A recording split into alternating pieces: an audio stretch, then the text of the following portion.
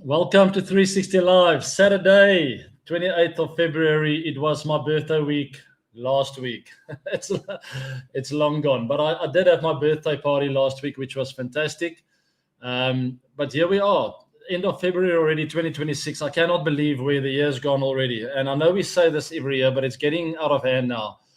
Someone somehow needs to find a way to just stop the clock a little bit from time to time. And that's why I posted that on Instagram about my little getaway with some old friends. And by the way, those friends in that picture that I posted on Insta, I've known since kindergarten. The one friend, Stoffel, I've known since I was 3 years old. Actually, ever since I've had a memory, my first collection of being alive as a human being, he was around. And after all these years, we're still mates. And that's why it was really so special, certain moments there on the farm with four of my best mates, their wives, and lots of children. We've been busy, that's for sure. There was every now and then a moment where I just looked around and I was just like, I can't believe we're here. 42 years old now. We grew up in that area where we went to a farm. I grew up in that area, it's just around the corner from there. And just back in that environment with some of my best mates who've stood the test of time.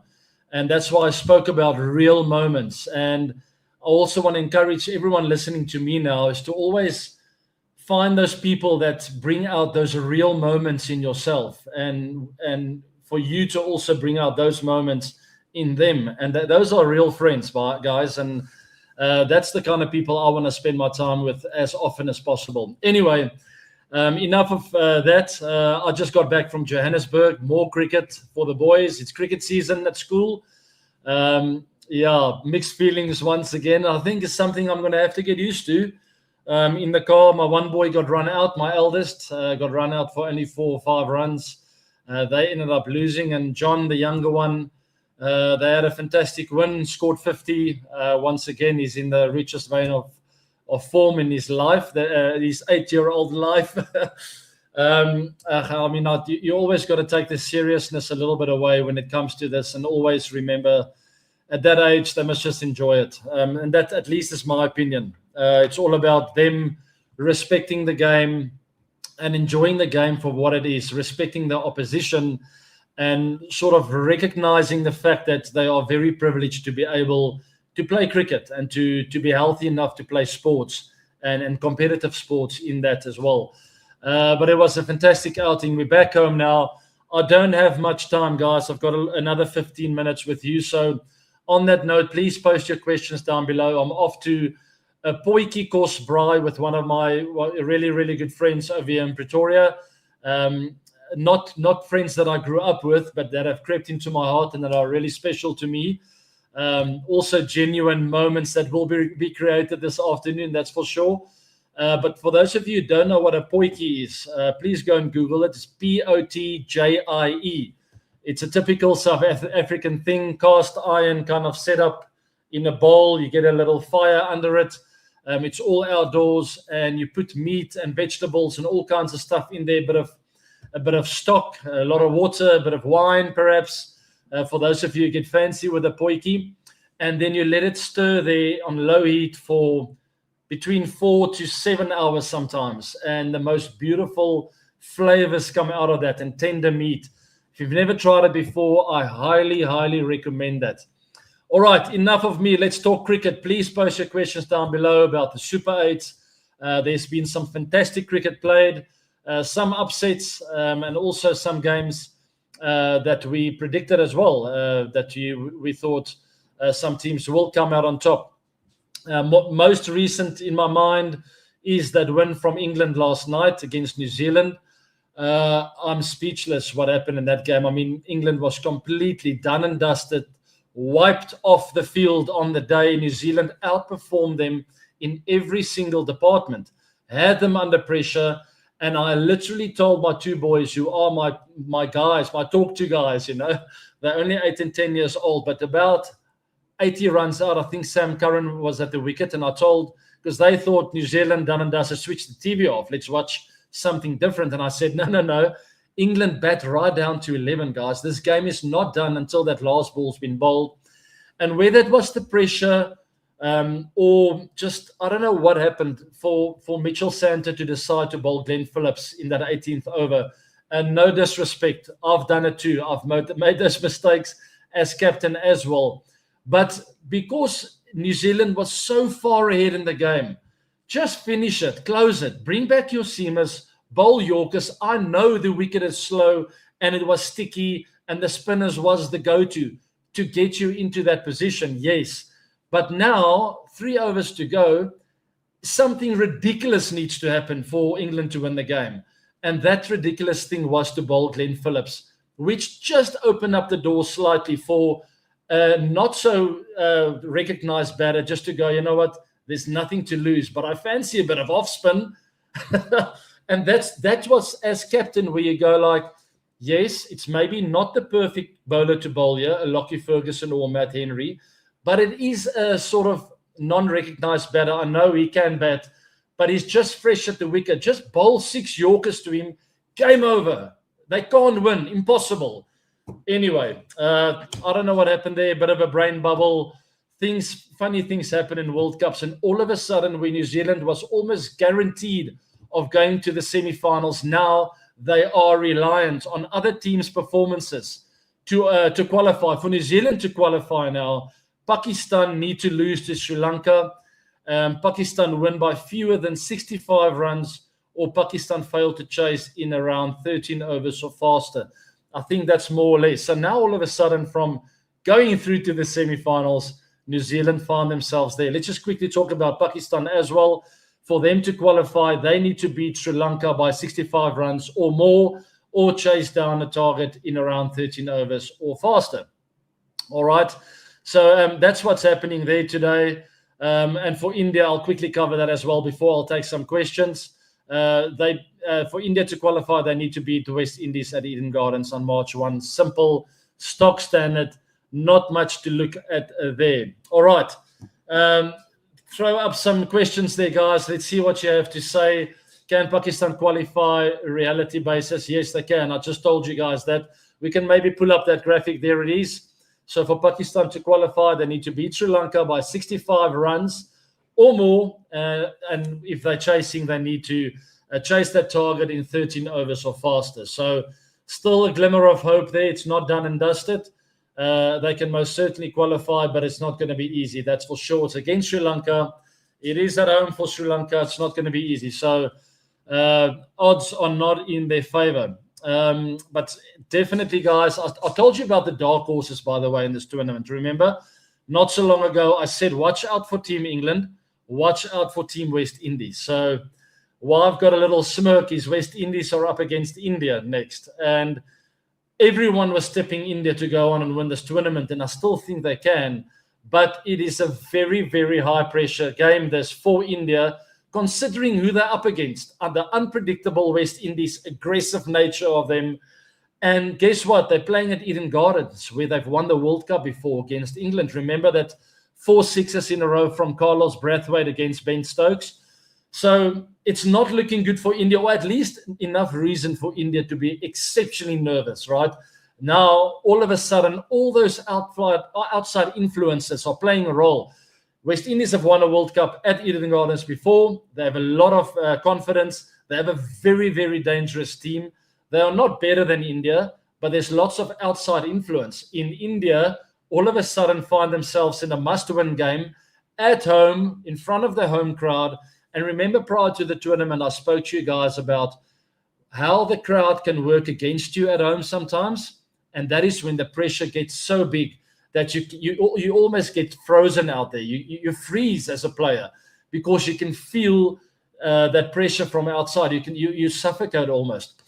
I truly believe India have the ability to overcome that, and then they will become the dangerous team again to go out and win it, almost to such an extent that I believe if India win this game here, they will go on to win the tournament. No one's going to stop them. If they can get over this kind of pressure in a must-win in a Super 8, against all the odds, no one expected them to be in this kind of position. I feel they will go on and they will win. So, exceptionally exciting game to look forward to. you look at the talent of India, and this is where the metal will get tested. The character of that team. We all know them, the most talented team in the world right now at the moment, but their character has never been tested before as a T20 side. So this is it for Surya Kumar Yadav and his troops, who have performed day in and day out in IPL cricket, in international cricket, T20s around the world, hardly beatable. This is the moment, and this is what people will look back on this team and go like, you know what, they had character too. Yes, they were talented, but they had character too. And that is it. So mouth-watering, nerve-wracking match that, and I absolutely can't wait. That will be played very soon on the 1st of March at Eden Gardens. Let's talk about South Africa, guys, the team that hasn't been beaten in this tournament yet. Yes, a lot of people tip them as one of the favorites. Definitely not the favorite. For me, I didn't think they will be in this position right now. I thought they would at least have a loss by now. They've been unbelievably clinical. Just a very nice mold of guys.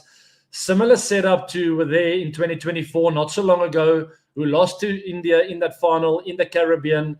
Similar kind of setup. Maybe one or two other players came in, but they have that core there. Aiden Markram, David Miller, the list goes on. That core is still there, right? Quinny de Kock. They felt that pain in 2024. Here they are again, playing flawless cricket, almost too good to be true. And maybe that is the one hurdle they'll have to overcome. If they do stumble at some stage, hopefully it is in the next game against Zimbabwe, but not by a big margin, so they still qualify for the semis, right? Otherwise, they'll just have to go throughout the whole tournament without a defeat, and I think they're capable of doing that. That's at the Arun Jaitley Stadium in Delhi. It will be their first game there in Delhi, and also on the 1st of March. A double header on Sunday, India, West Indies, Zim, and South Africa. So that's the whole group. It will be concluded. We will find out who will play who in the semi-finals of the World Cup really, really soon. Let's talk a little bit about Harry Brook and English cricket. Here it is. Your Wanketi knock was a masterclass against India. Thank you. What mindset actually works there, and who's the X factor in the semis? Harry Brook, Abhishek, or Hetmeyer? Sorry, I just saw Harry Brook's name there. He is definitely the informed batter right now. He threw away his wicket last night, actually put England in under a bit of pressure. I felt if Harry there just batted another 3 or 4 overs without trying anything crazy, with that deep batting lineup, they would have crossed the line easily. He panicked a little bit early there, but I mean, look at that century, the prior game, the kind of form he's showing. He looks like a captain as well that's very confident in his own ability to make decisions. And very, very dangerous cricket team going into the knockout phases, guys. England, they have not performed. I reckon they're about 6 or 7 out of 10 at the moment as a team. If they find a way to get to 9 or 10 out of 10, they will definitely be a force to be reckoned with and very tough to stop.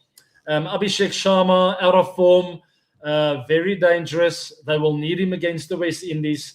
It's a pressure game, and for a guy who's out of form to play a pressure game, look at a Josh Butler, for instance, for England against New Zealand last night. You could see he's feeling a bit of pressure. He is one of the best T20 players we've ever seen play the game. And if he can feel the pressure, trust me, Abhishek will feel the pressure against the West Indies with the entire country on his back, wanting him to perform, knowing the standards that he set for himself over the last few months. And that can sometimes get really heavy on a player. But my message to him will be to try and just focus on what you're good at. And what you're good at is to do the basics well. See the cricket ball. Take a few deep breaths. Make sure you see the ball. Slow things down. When you feel like the bowlers are rushing you, send them back. Pretend like you're taking your guard again. Have a look at the dimensions of the ground. Take a deep breath. Keep the ball on the floor and do the basics well. Get off the mark. Try and get to 5 off 5. And don't look for the big shots initially. And unfortunately, that has been his go-to over the last few months. That's worked for him. But I would say for him, it's just important to see the ball well and do the basics well.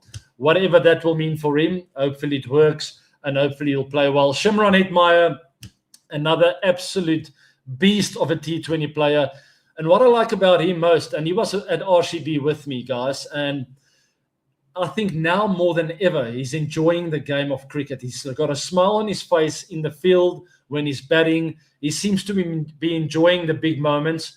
With RCB, he didn't play all the games. He looked like a little bit lost in our setup.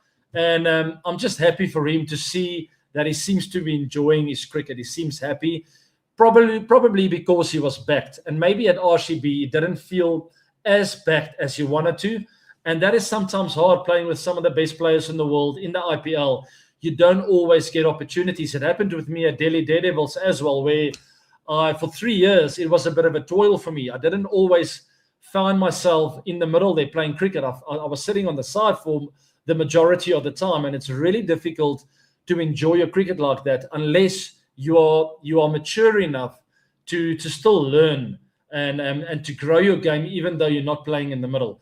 But I'm happy for Hetty. He's playing cricket. He's out there in the middle. He's back. He's one of the stalwarts, one of the go-to guys for the West Indies team, and he's playing the best cricket of his life. And when he gets going, there's no bowling attack that can stop him. Maybe India, South Africa, not a lot of others that can really stem the flow there, because he is incredibly aggressive, scores in all areas around the ground, and just a pure striker of the ball. What a talent he is. All right, all-rounders against specialists. I see there's a really good question around that. In modern T20 cricket, do you feel teams benefit more from having several all-rounders rather than pure specialists? I think that's a good question, and you can argue this day in and day out. I think you need to have the balance right, guys, within your team. You have to still have those all-rounders, but there's also a place for specialist players. I've always been an incredible supporter of all-round players, a Markram who can offer you some overs with the ball in hand. You see it with Team India as well. Almost the entire batting lineup can offer overs with spin, and sometimes even seam. Shivan Dubey. I've seen Jaiswal bowl before. All of them. Abhishek Sharma can bowl. And then you have your specialist as well. There's the lineup. Samson can offer you glove work.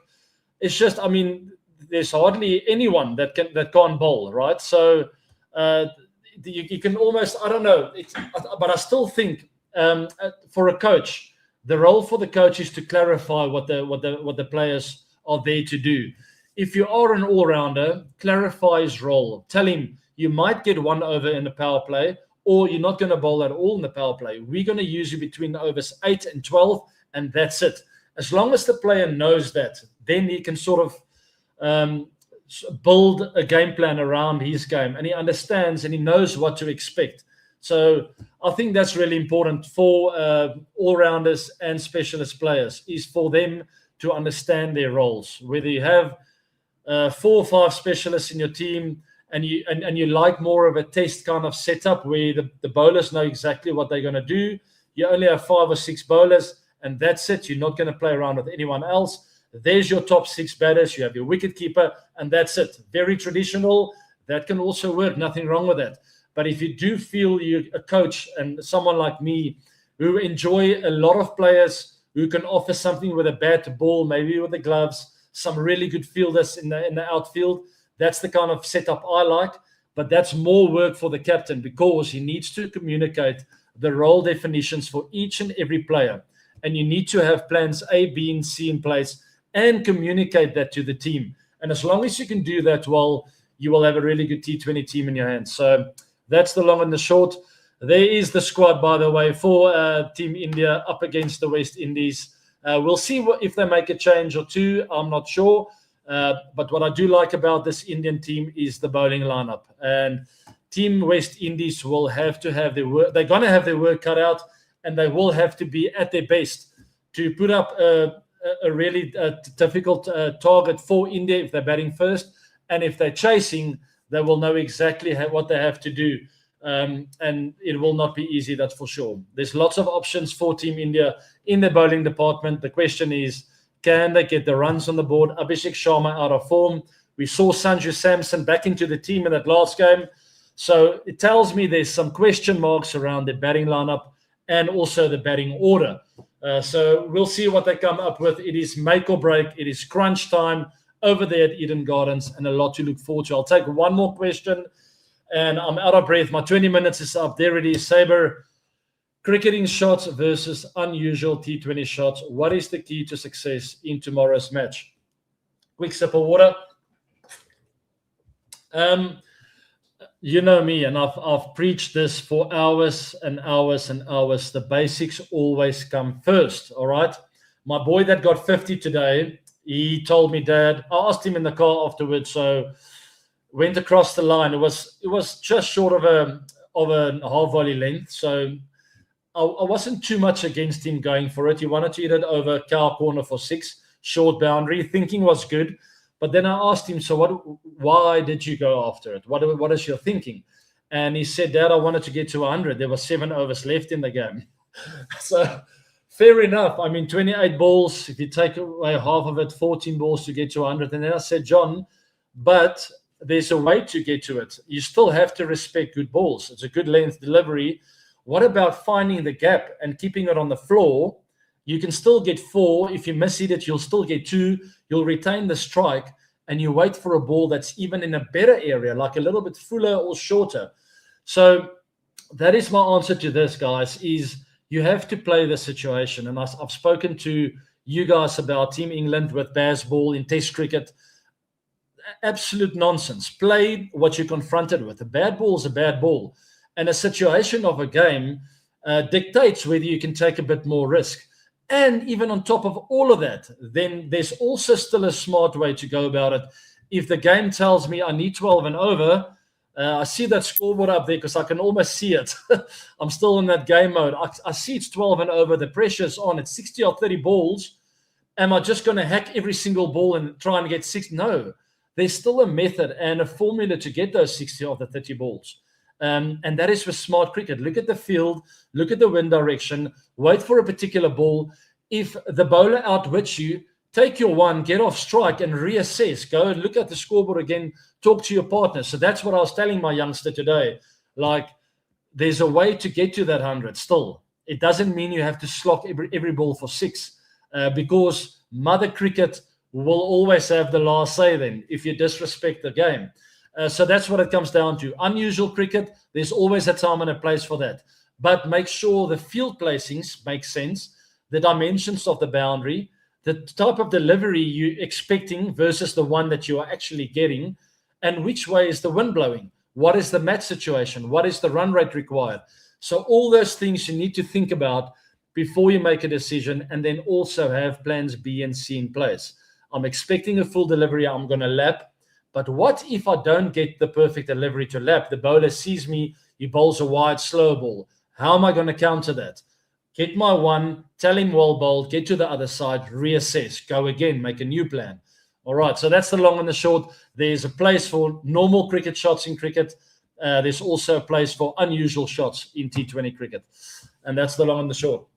Key to success for tomorrow's match, it depends which one you're talking about. South Africa, Zimbabwe, India, West Indies. If you're talking about Eden Gardens, it is a beautiful cricket ground, flat wicket generally.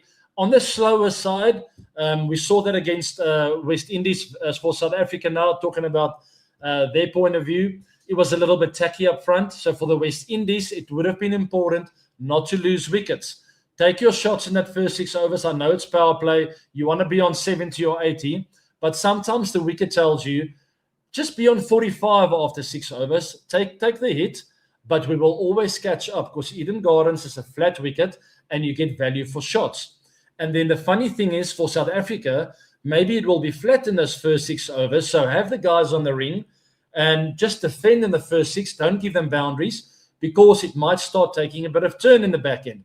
And that's the beauty of cricket. When it's tough in the beginning for the one team, it will be tough for the guys batting second at the back end. And that's generally how T20 cricket works. So that will be the key to success for those teams tomorrow. Understand, when the batters get in, it is paradise. Very tough to defend. But there will be moments, periods of 5 to 6 to 7 overs, where the bowlers are going to dominate. And the question is, will the batters have the mind power and the brain to get through those little phases? Or is it all about just hitting sixes? That's the question you got to have to ask yourself. Are you smart or not? And I think the smart team will win tomorrow's game at Eden Garden. Let's see. Guys, have a wonderful Saturday. I'm off to doing that potjie. I hope you guys Google it by now. Thanks for the fantastic graphics there, team. I'm still in my spaceship off to 360 World. I still don't know where that is. We're still trying to find out, but we're not going to stop chasing. Potjie competition. Yes, now you're talking my language. We're doing lamb today. Lots of beautiful ingredients going into that. Maybe I'll share a recipe with you guys in the next show. Have a good weekend, and I'll see you all soon. Take care now. Enjoy the cricket. Lots of love. Bye now.